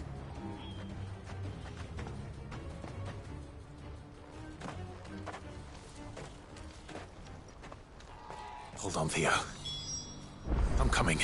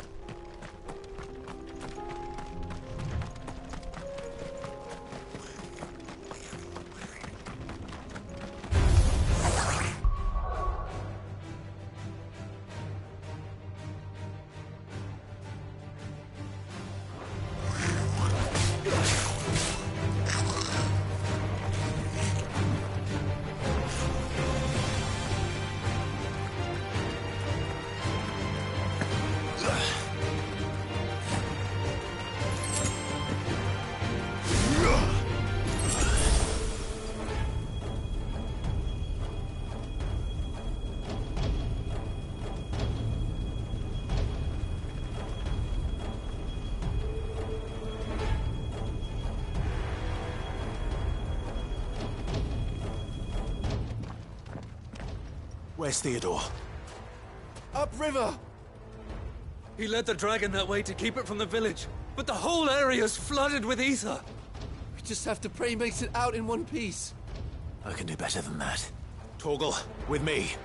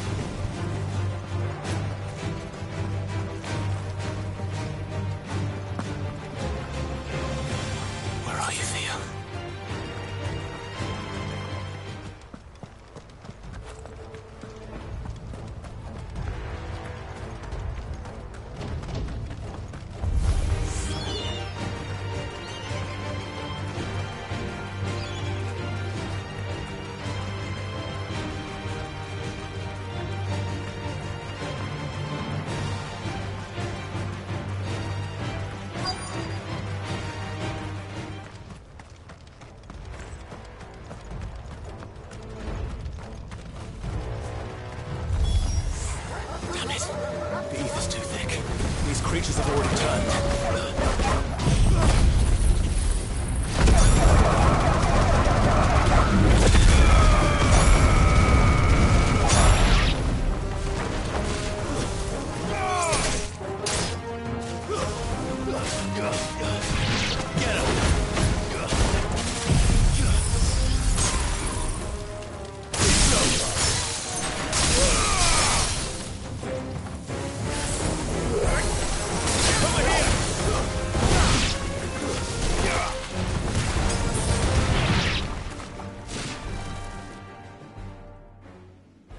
Any more time.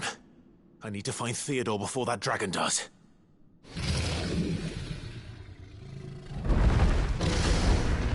Looks like it's found me. This thing's turned as well. This isn't going to be easy.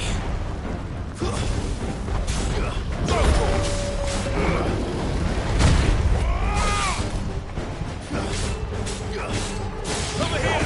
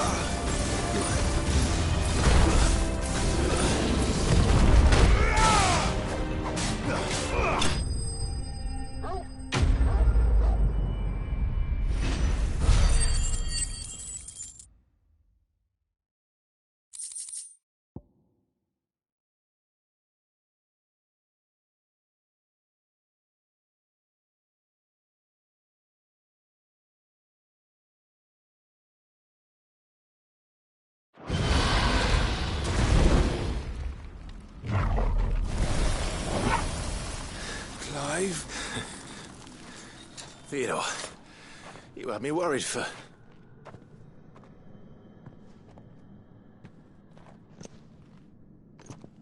We have to get you out of here.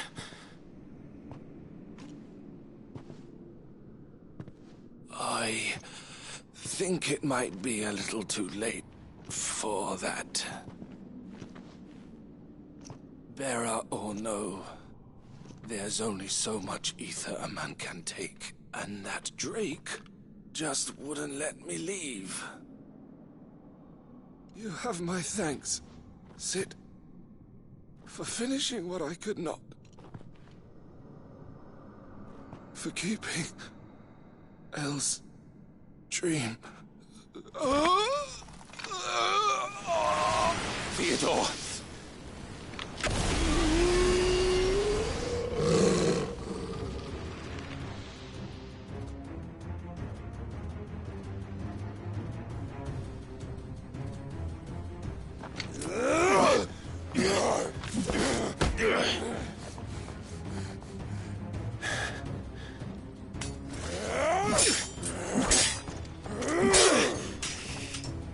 Don't make me do this. Stop it, Theo! Stop! Stay back, Eloise! He's turned. And so will you!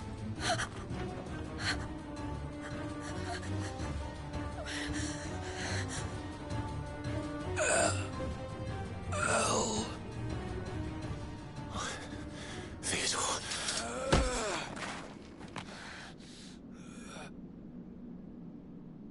Take care of my sister. Theodore, wait. Goodbye, Elle.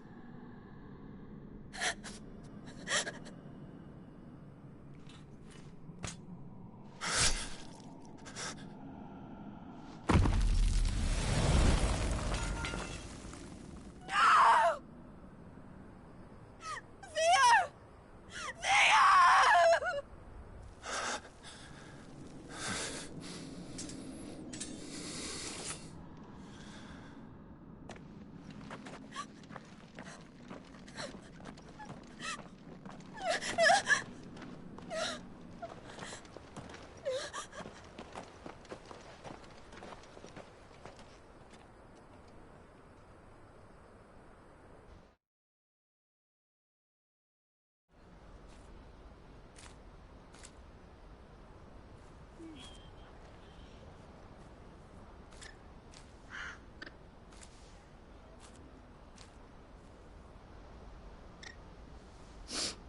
Thank you, Clive. I think I'll be all right now. That was true bravery he showed. Leading the dragon away from the village like that. His first instinct was always to protect people. To put others' well-being before his own. And now he's gone. Because I sent him to that place, against his will. It wasn't against his will. He was ready to do whatever it took to show you he could stand on his own. So that you would finally be free to live your own life. To live my own life. He never could come to terms with the choice I made. What exactly happened? You once told me Theo was the first bearer you ever helped.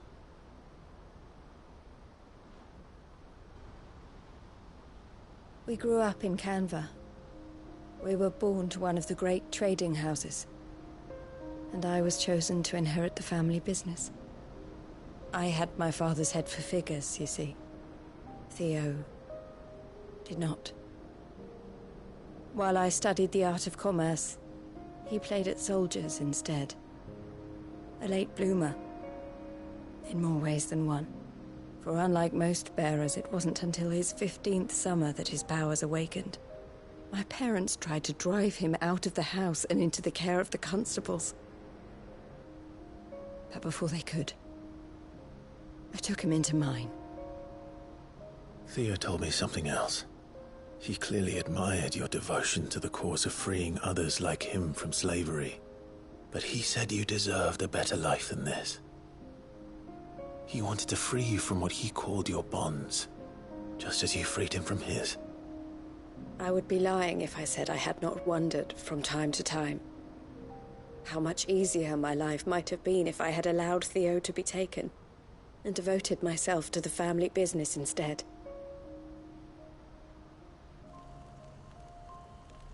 But I have never regretted the decision I made. Being with my brother meant more to me than tradition or reputation. I only had to look at him to remind myself of that night and the choice I made and the fact that I would make the same choice again in a heartbeat.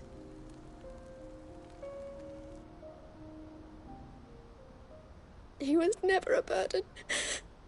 How could he even think that? If anything, I was the one who weighed him down. You weren't, Eloise. He said it himself, that he had always been grateful to you for saving him, and that he wanted to repay you by letting you live the life you were denied. Neither you nor Theo weighed each other down. You loved one another. You did whatever was necessary to continue living your lives together, and you always would have. You're right. All I ever wanted, all I ever did, it was so we could be together. Oh, Theo, why did you have to...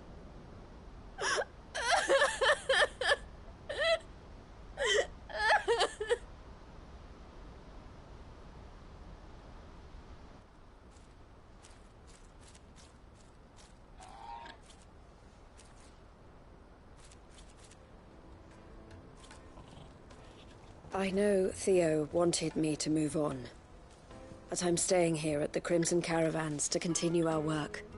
We can make a difference here. So I'll carry on doing what we do, ensuring that goods, people, bearers get where they need to be, bringing smiles to people's faces just like we always have, and to Theo's, wherever he is.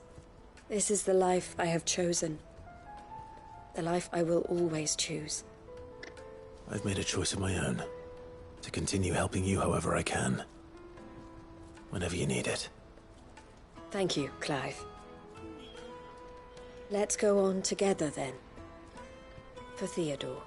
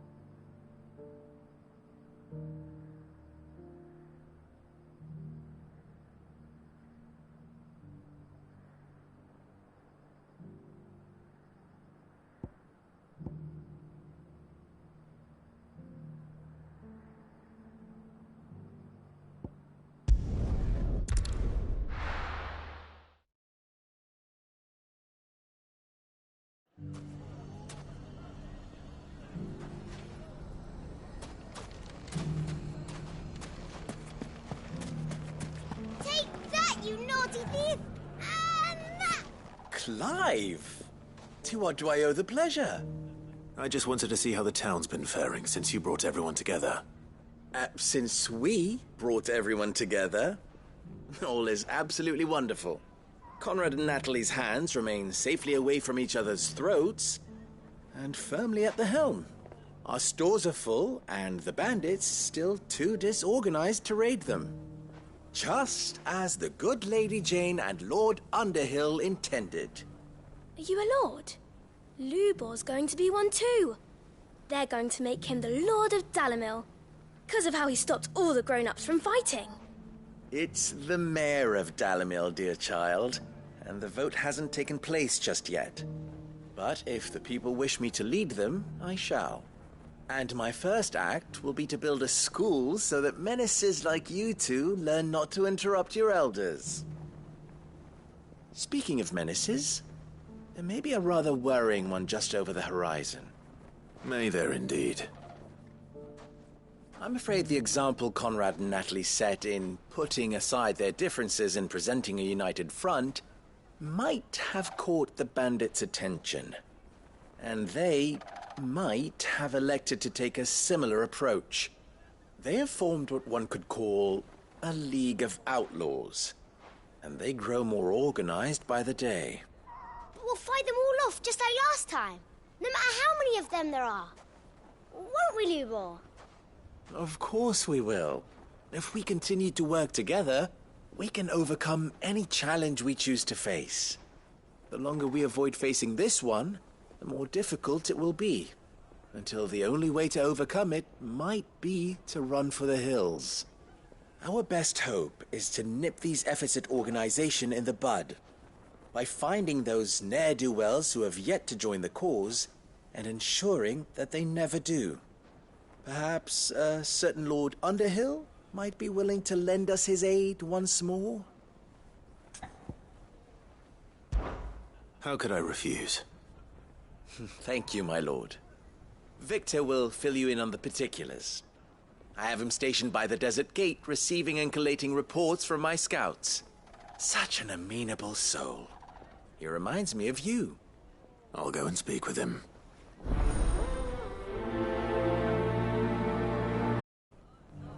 What's the difference between a lord and a mayor? That's easy.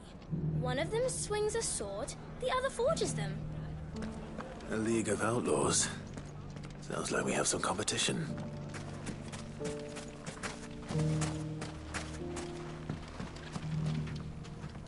Still in Dalimil, Victor? Ah, Sid. I thought you'd have returned to Cosnis by now. I did. Then I came back.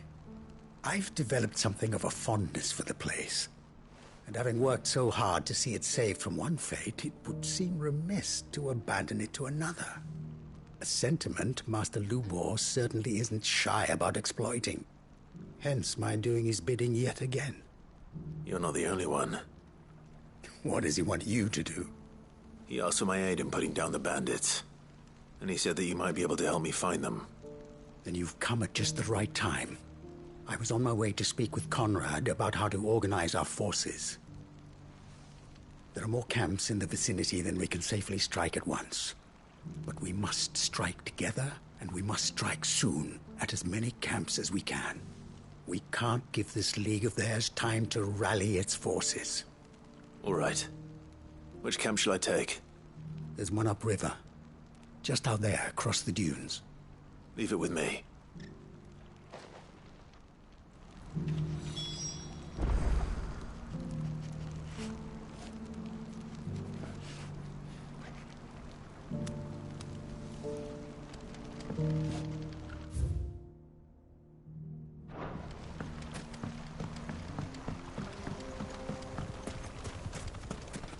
Those ne'er-do-wells want to band together.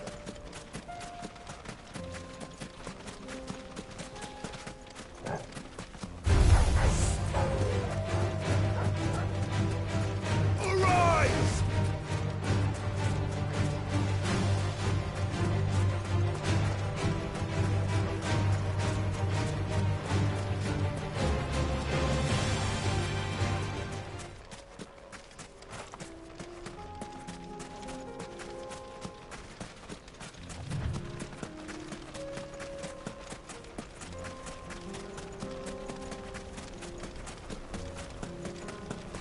That must be the camp Victor mentioned.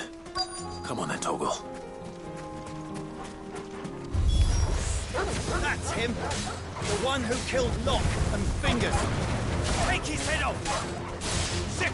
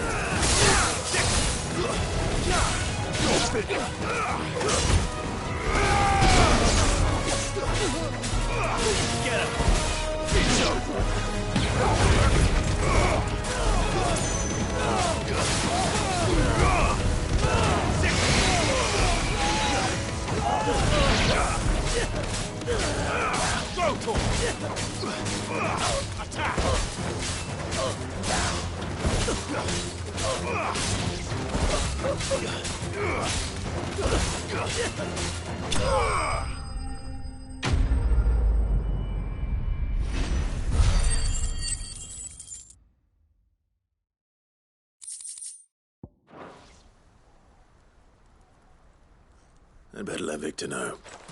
Sid, where are you? Ah, I see the bandits didn't pose you any trouble. No, but that's not why you're here, is it? No. Something's happened. We need you back in Dalimil. What is it? The whole town's in uproar. They're saying that Lubor is a bearer. What? Seems that one of our parties wasn't as thorough as they should have been. They let one of the bandits escape, and his escape route took him right through Dalimil. Some of the children spotted him, and he was about to silence them. And when Lubor felled him with a bolt of magic, and without a crystal. But that's not possible. It is, if he's a bearer and has been hiding it all these years, which is what people are saying. If he has, well, I wouldn't blame him. No man is branded by choice. Still, all those people see is a man who's lied to them all his life. One who was made a leader of himself when the world believed he should have been a slave. Fuck. I don't know where we go from here, but I know one thing. Lubor needs all the friends he can get right now. You're right.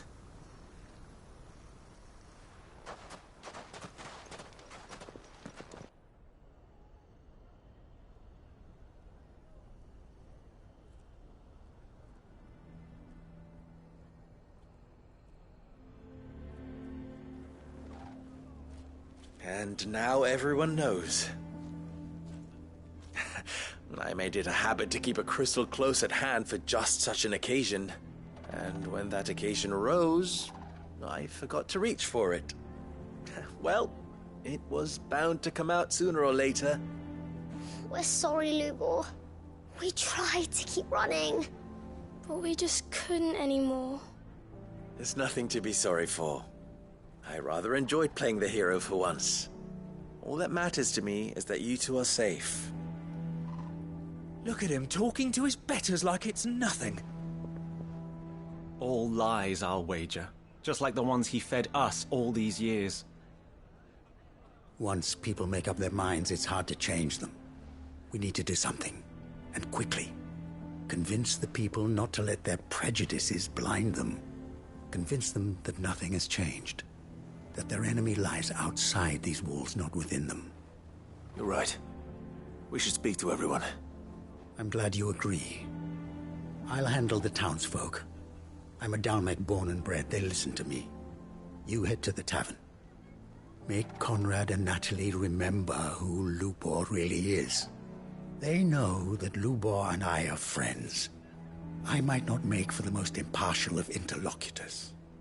Lord Underhill of Randalar's League of Merchants, however, is a trusted and impartial mediator of note. I'll do what I can.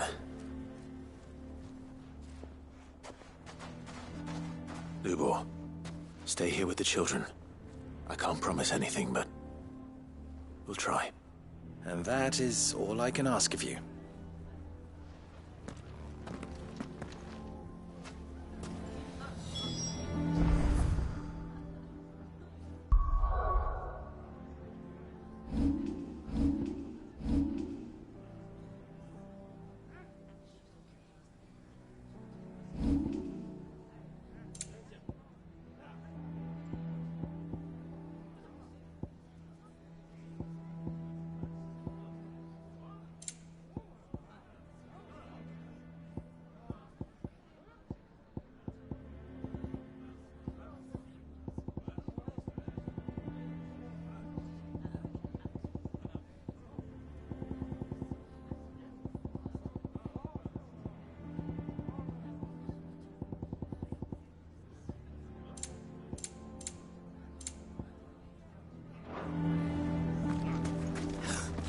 Why are you taking the bearers? Why do they always have to make such a fuss outside? He knew all along that he was playing us for food.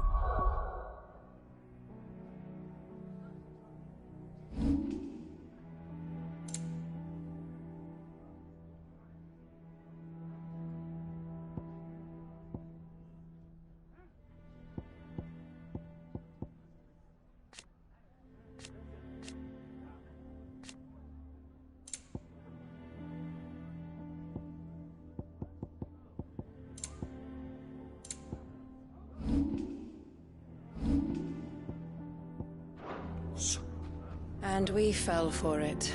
We followed him.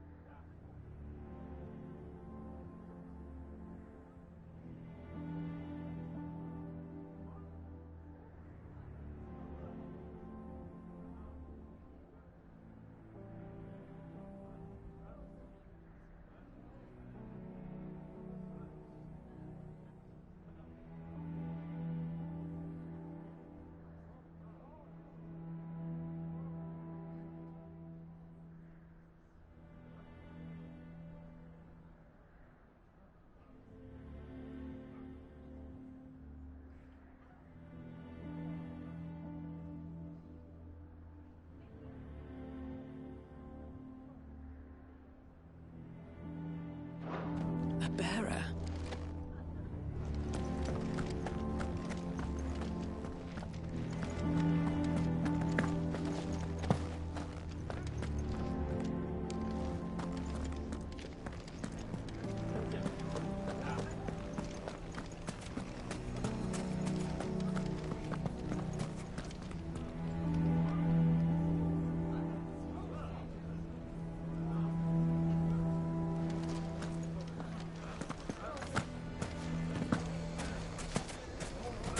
What do you mean, don't jump to conclusions? He cast a spell without...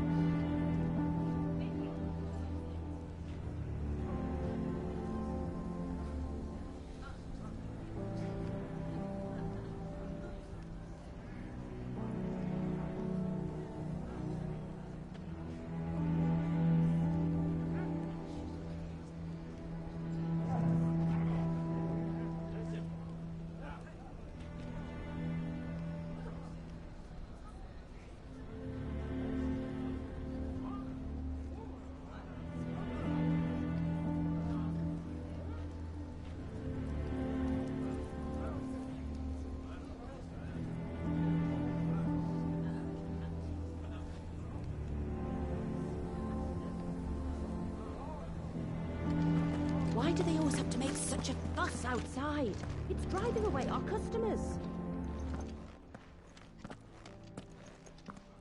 Forgive me for disturbing you, but could I have a moment of your time? I've seen your face before.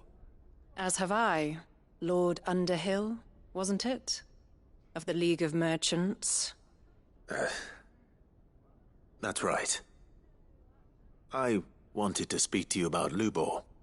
The rumors that he's a bearer. All true, I'm afraid. He'll never be mayor now. Not if I have anything to do with it. But what of his wares? Bearer or no, his steel is highly valued throughout the Republic. In this at least he's done the town a service. Might that not earn him a little leniency? Leniency? He pretended to be one of us when he was laughing behind our backs all the while. I'm sorry, my lord, but he lied to us. He lied to you. He cannot be trusted. So what do you propose? Will you drive him from his home? Close his forge? Perhaps. That is a question for the people of Dalimil, and they will thank you not to get involved.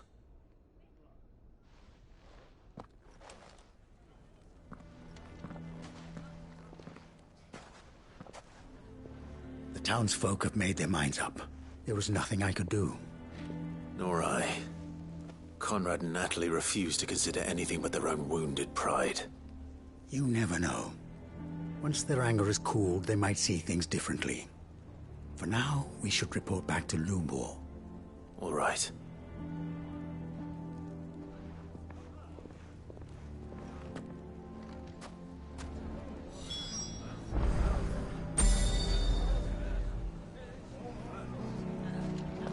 Why the hell would Victor take the bearer's side? I assume the situation is hopeless? There's still hope. But...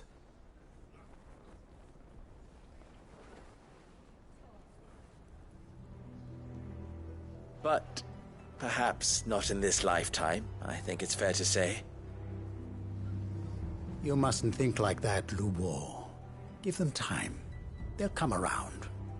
We'll talk some sense into them in the end, you'll see. No, you won't. And your efforts would be better spent elsewhere. But Lubor... Rosina would often tell me that steel does not lie, that a blade is a reflection of the smith who forged it. To yourself be true, that was her point.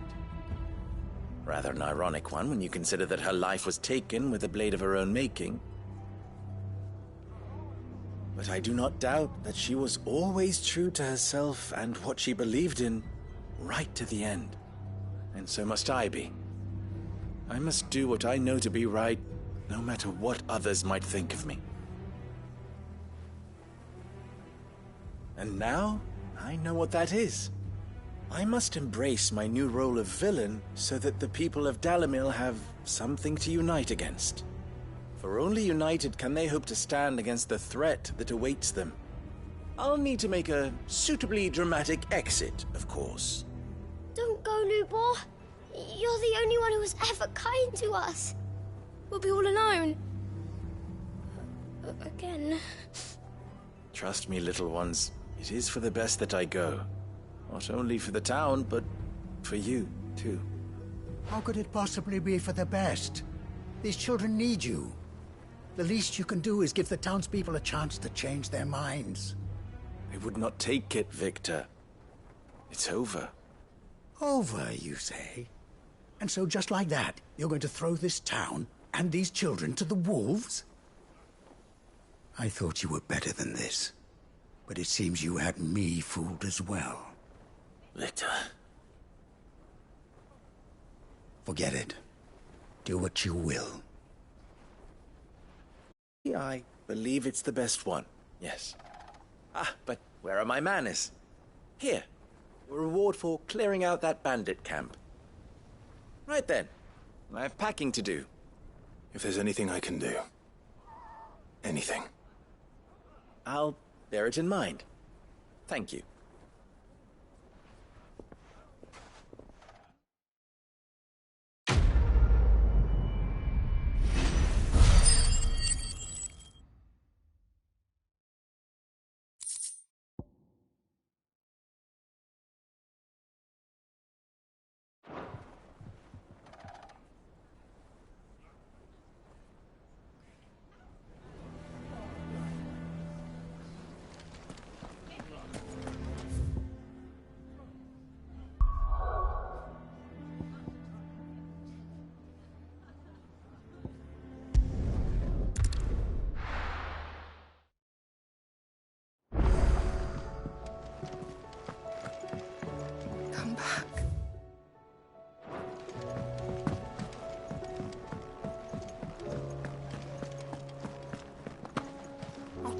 me we've run out of Pepio nuts and all. Aye, it's a dangerous world out there. You'll not find a better price than that. Is that all? The stew's awfully thin these days.